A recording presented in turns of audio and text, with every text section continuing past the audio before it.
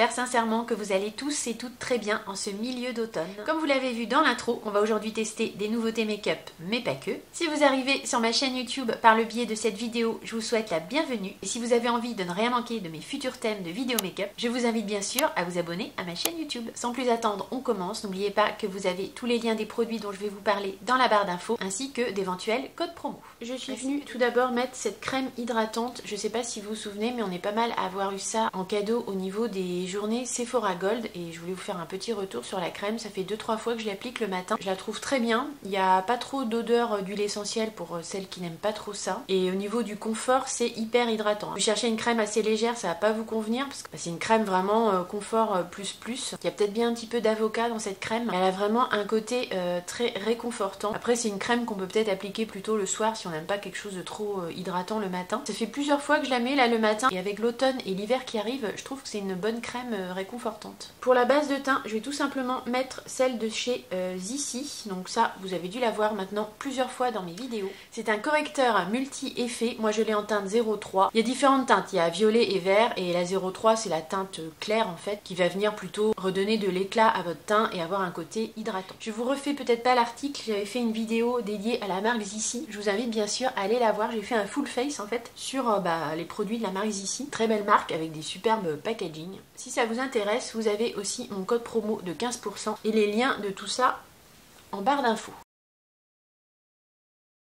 Au niveau du fond de teint, j'ai pas vraiment de nouveautés à vous proposer. En même temps, moi les fonds de teint, c'est pas quelque chose que j'achète très souvent. J'essaye d'avoir des échantillons parfois, des nouveautés chez Sephora. Mais là, en ce moment, j'ai rien. Donc je me suis dit pourquoi pas tester le fond de teint de chez Action. C'est le fond de teint Max & More. Je l'avais présenté dans un haul, mais on l'a jamais testé encore en vidéo. C'est un fond de teint qui se présente comme ça dans un tube en plastique, et j'avais pris 3 teintes. J'ai une teinte très claire qui est la 121, une teinte intermédiaire qui est la 126. J'ai une teinte théoriquement un peu plus foncée qui est la 130.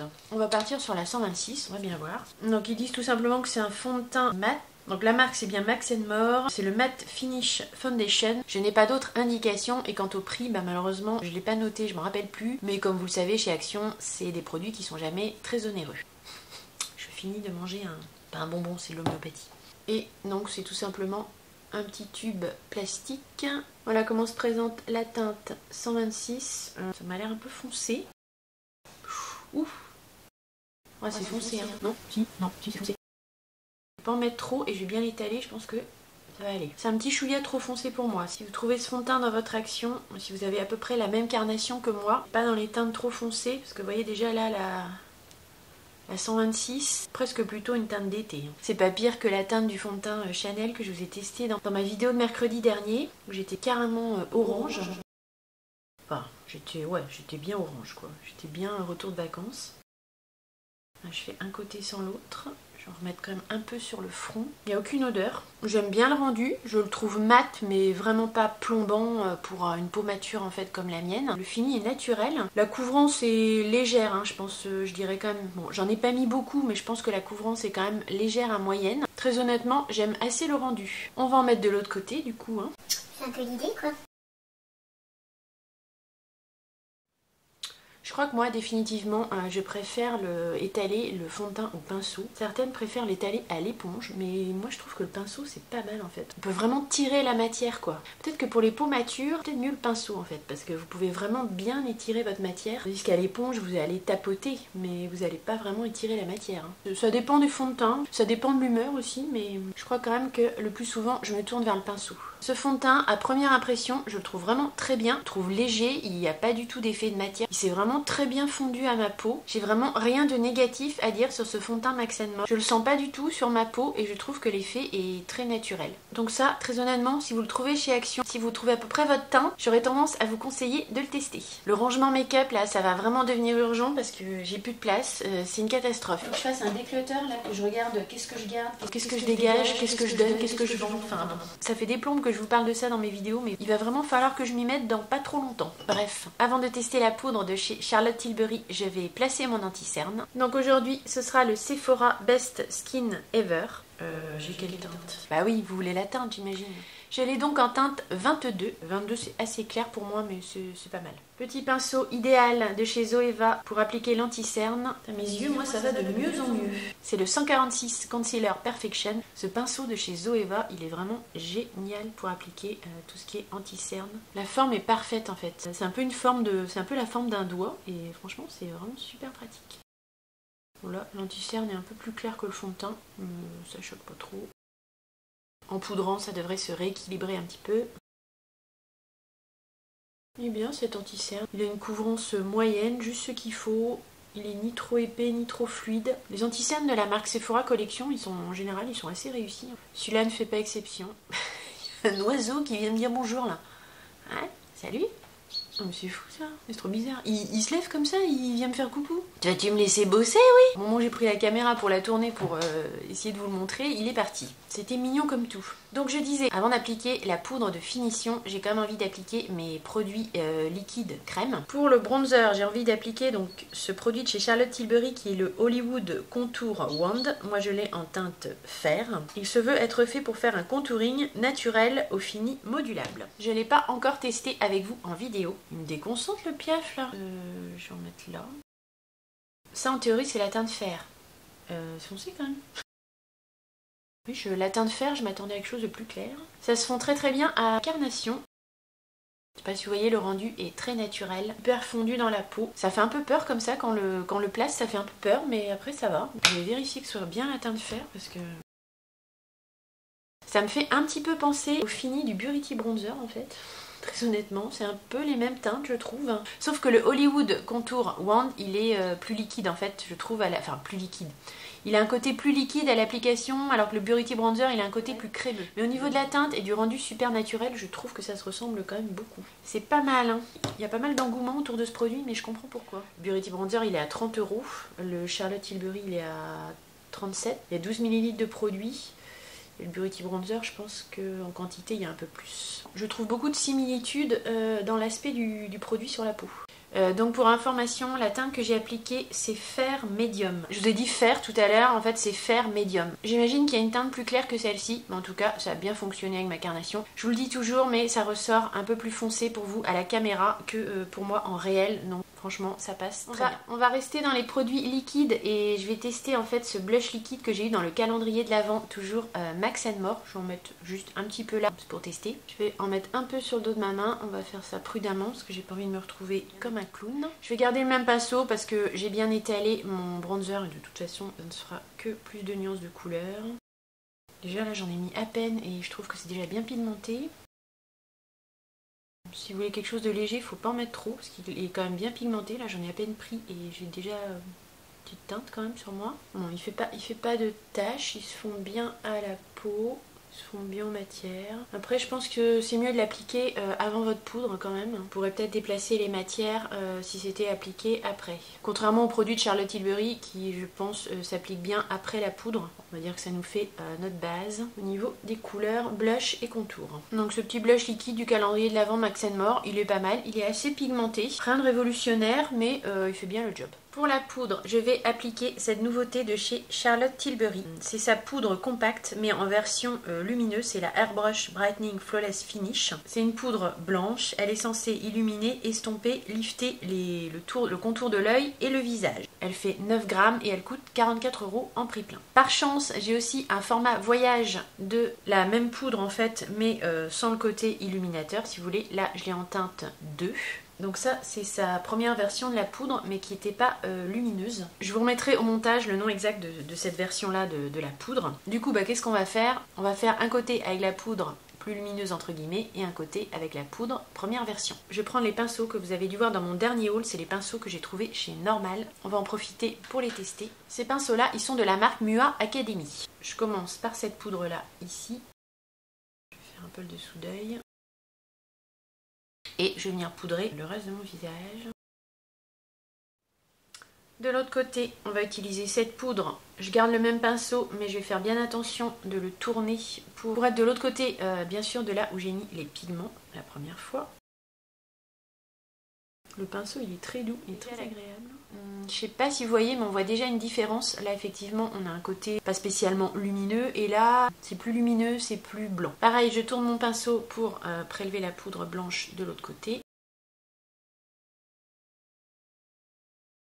Je pense que vous le voyez comme moi à la caméra, en tout cas on voit qu'ici c'est un peu plus lumineux de ce côté-là où j'ai appliqué la poudre illuminatrice entre guillemets, et de ce côté-là, un teint plus classique entre guillemets, moins blanc, moins lumineux. Après lequel des deux côtés je préfère, ben je sais pas. Faut me dire, dites-moi vous, est-ce que vous préférez ce côté-là ou est-ce que vous préférez ce côté-là? N'hésitez pas à mettre ça dans les commentaires. On jugera ça à la fin quand on aura fini le maquillage entier pour voir vraiment ce que ça donne. Avant de mettre le blush poudre et l'highlighter poudre, on va passer au maquillage des yeux. Et pour ce faire, on va donc tester les fards Lethal Cosmetics. Si vous avez vu dans mon dernier haul, je vous refais pas la story time de mes commandes chez Lethal Cosmetics. Je vous repins mon haul ici si vous ne l'avez pas vu. Ça a été un petit peu le beans au niveau de la commande des fards Lethal Cosmetics, surtout sur le site de Nocibé. Je vous remonte vite fait les palettes que j'ai achetées. J'ai celle-ci qui est la Velvet Dusk que j'ai achetée donc sur Nocibé. Ça c'est une palette qui est toute faite. J'ai celle-ci que je me suis composée moi-même, donc également sur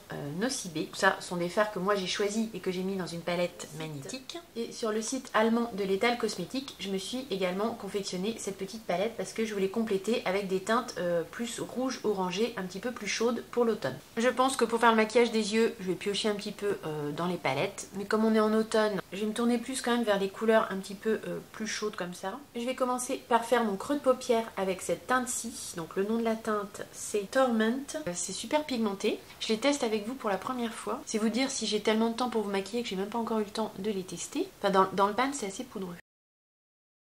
J'espère que je vais pas avoir plein de chutes sur mon teint. Allez, vivons dangereusement. Pour l'instant ça se passe très bien, le fard se fond bien à la peau. Je sais pas si vous avez vu mais en plus j'ai oublié de poudrer ma paupière mobile. Mais c'est pas grave, comme ça on va voir si ça glisse bien. Effectivement ça glisse bien sur ma paupière. J'ai aussi oublié de mettre une base à paupières. C'est pas grave. Tellement pressée de tester la palette. C'est pas une couleur très originale, mais c'est un bel orangé. Je vais repartir sur la palette Velvet Dusk et je vais appliquer ce fard-ci. Dans ma vidéo haul, vous avez le détail du nom des fards et tous les swatchs en fait, si vous êtes intéressé par voir un petit peu la qualité de tous ces fards Lethal Cosmetics. C'est, comme vous voyez sur le pinceau, c'est quand même bien pigmenté. J'espère que ça va bien s'appliquer sur les paupières. Je crois que ça parle tout seul. Il n'y a aucun souci au pinceau, ça accroche très bien. Et pourtant, j'ai même pas mis de base sur ma paupière. Là, je reste bien sur ma paupière mobile et je tapote. Allez, je vais jouer avec les trois palettes. Je vais aller maintenant dans la palette que je me suis confectionnée et je vais prendre ce fard ici. Normalement, si je vous dis pas de bêtises, c'est Arsenic.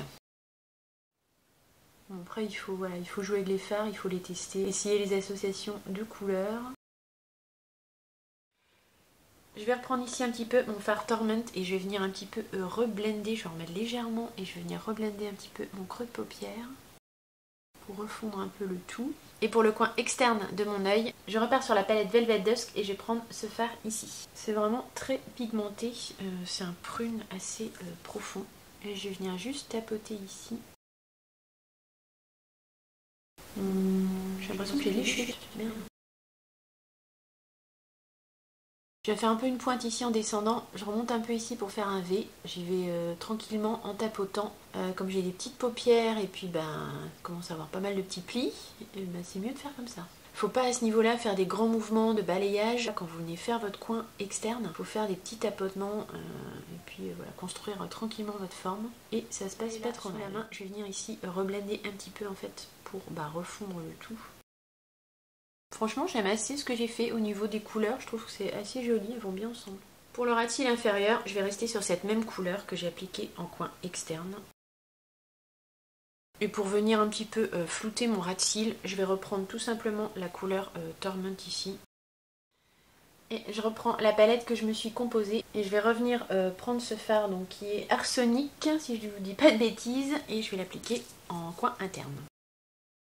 Ce que je peux vous dire des fards Lethal Cosmetics, alors surtout au niveau des fards lumineux et duochrome, parce que les mat, je n'ai testé qu'un, ça s'est très bien passé au niveau du fard mat. Après au niveau des fards lumineux, il y a beaucoup d'intensité dans les pigments. Les lumineux sont très lumineux et il s'applique parfaitement bien au pinceau, donc ça c'est top. On n'est pas obligé d'utiliser ses doigts pour avoir de l'intensité et ça franchement c'est vraiment bien, comme je vous le dis souvent. Avec des petites paupières et des paupières tombantes, c'est pas génial quand on est obligé d'appliquer ses fards au doigt, c'est toujours plus facile et plus précis au pinceau. C'est un très bon truc. Par contre de ce côté là j'ai des chutes, donc c'est un peu embêtant. J'en ai pas de l'autre côté, alors je sais pas si c'est moi qui est mal fait ou quoi. J'ai pas de chute ici, alors est-ce que c'est lié à la poudre Charlotte Tilbury? Bon je pense pas, mais j'ai pas de chute ici. Pourtant j'ai mis les mêmes poudres des deux côtés et j'ai des chutes ici. J'espère que je vais réussir à bien les enlever. Peut-être faire quand même vos yeux avant votre teint. Sur certains fards, il y a des chutes. Je vais faire mon trait de liner hors caméra avec le Master Precise de Maybelline. Je vais mettre un peu de crayon noir de chez Max More en muqueuse intérieure. Je vais essayer de faire ça sans pleurer. C'est pas une étape très facile ça. Ah, je fais des conneries en plus. Bravo. Ouais, j'ai fait une tache là. Pour les sourcils, je vous passe l'étape, mais je l'ai fait avec la Deep Brow Pommade d'Anastasia Beverly Hills que j'ai en teinte Ash Brown. C'est un gris en fait qui va bien avec la teinte de mes cheveux et de mes sourcils. Avant de mettre le mascara et le rouge à lèvres, on va appliquer tout ce qui est poudre au niveau blush, bronzer et highlighter. Pour ce faire, je vais prendre cette petite nouveauté de chez Tarte. Donc c'est la dernière palette teint de chez Tarte. Je vous la remonte si vous ne l'avez pas vue dans mon dernier haul. Donc c'est la Precious Gems Amazon. Impossible à prononcer. C'est la Precious Gems Amazonian Clay Cheek. Elle est composée de 6 fards de 1,5 g à l'argile amazonienne. Vous avez 5 blushs ici qui sont des blushs inédits et en édition limitée. Et vous avez ici leur bronzer best-seller qui est le Park Ave Princess. Elle se vend en prix plein sur le site de Sephora à 39 €. Ce qui est bien, c'est qu'avec le maquillage que j'ai fait sur les yeux, on peut mettre, j'ai envie de dire, du orange comme du rose au niveau du blush. Je vais prendre quoi? Je vais commencer par mettre un petit peu de bronzer, donc c'est le Park Ave Princess. C'est un bronzer légèrement satiné. Il sent la noix de coco. Ils sont bons. Bon, lui c'est plus bronzer que contouring parce que comme il est un peu satiné, c'est une teinte quand même assez chaude. Toujours pareil, je vous ramène à mon dernier haul si vous voulez voir les swatchs de cette palette. Je vous essaierai de vous le repincer ici. Et pour le blush, j'ai envie de prendre ce rose mauve assez soutenu qui s'appelle Facette. Ils sont vraiment très beaux ces blushs là. Et en fait c'est des blushs à l'argile, donc c'est un côté un petit peu lissant et flouteur de pores. Bon, on est pas mal là, peut-être pas en mettre trop. En tout cas, ils sont bien pigmentés, hein. Faut pas avoir la main trop lourde là, j'en ai mis limite un petit peu trop. Je vais reprendre mon pinceau poudre et je vais essayer d'estomper un peu parce que j'ai la main un peu lourde là. En tout cas, ça se fond très bien à la peau, la couleur est très jolie. Ça, c'est le genre de blush que vous pouvez mettre le matin sans trop vous poser de questions. J'en ai mis un petit chouïa de trop. Après j'ai pris aussi la teinte la plus foncée de la palette, hein. Je pense au niveau blush, donc c'est pour ça aussi que ça marque pas mal. Mais sinon au niveau du rendu, c'est très naturel, ça se fond bien à la peau. C'est plutôt joli au niveau de l'harmonie et du fini sur la peau. Pour l'highlighter, je vais tester celui que j'ai eu dans le calendrier de l'Avent de chez Max More. Comme vous voyez, il est quand même assez pigmenté. Oh, c'est très poudreux. Ouh. Et puis les paillettes là. Au swatch ça rendait pas comme ça. C'est pas très uniforme, ça se fond pas trop bien à la peau j'ai l'impression. Je vais essayer au doigt pour voir si ça se comporte mieux. Ça dépose plein de paillettes en fait, mais pas vraiment d'highlighter. Je suis pas fan de l'application là au niveau de cet highlighter. Il est difficile à appliquer, il dépose plein de paillettes. Je suis pas emballée, ça marque tous les pores de la peau. Ça, ouais, c'est bof, c'est très bof au niveau de l'application, du rendu. Pour le mascara, on va appliquer cet échantillon que j'ai eu avec ma commande Charlotte Tilbury. C'est le Pillow Talk Push Up Lashes. Voilà ce qu'il promet. Volume et définition, cils magnifiés et amplifiés et allonge visiblement les cils. Au niveau du tube de l'échantillon, bah, c'est un petit tube plastique. Mais la brosse, c'est une brosse en picot plastique et qui est un petit peu twistée. Il y a des picots par endroit et il n'y en a pas par d'autres. Et ben on va voir ce que ça donne.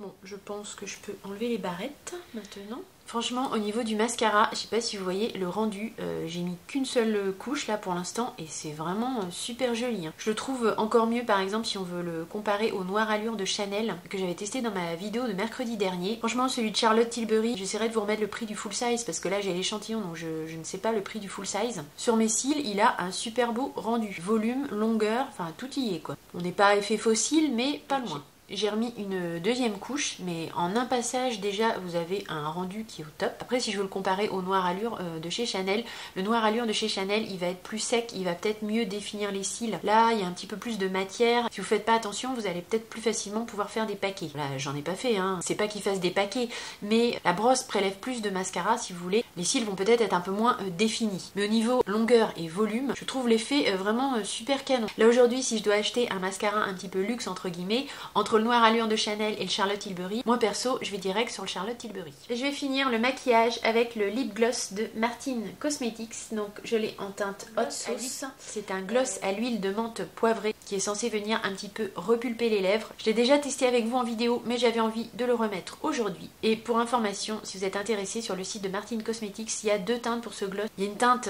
transparente et il y a celle-ci qui est le Hot Sauce, mais en fait vous allez voir c'est pas du tout rouge, ça vient juste colorer vos lèvres un peu, c'est vos lèvres en mieux. La première fois que j'avais appliqué, j'avais trouvé l'effet menthe poivrée quand même assez intense.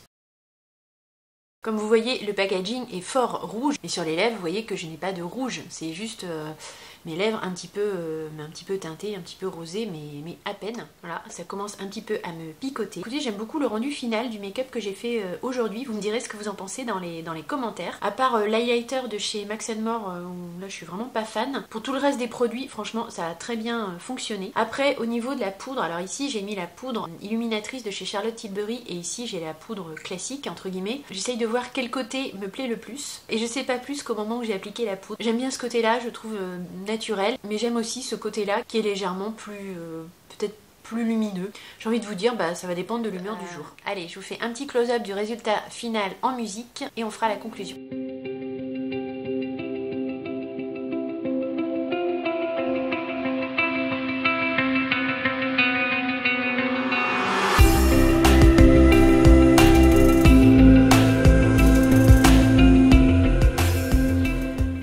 Redétailler tous les produits, vous pouvez vous reporter à un passage en particulier si vous voulez revoir un test produit. De tout ce que j'ai testé aujourd'hui, j'ai oublié un truc. Je voulais mettre le mascara Zissi en teinte bleu céruléen par-dessus le mascara Charlotte Tilbury, mais là c'est même pas la peine, il est tellement intense, il a tellement de volume que je vais rien rajouter.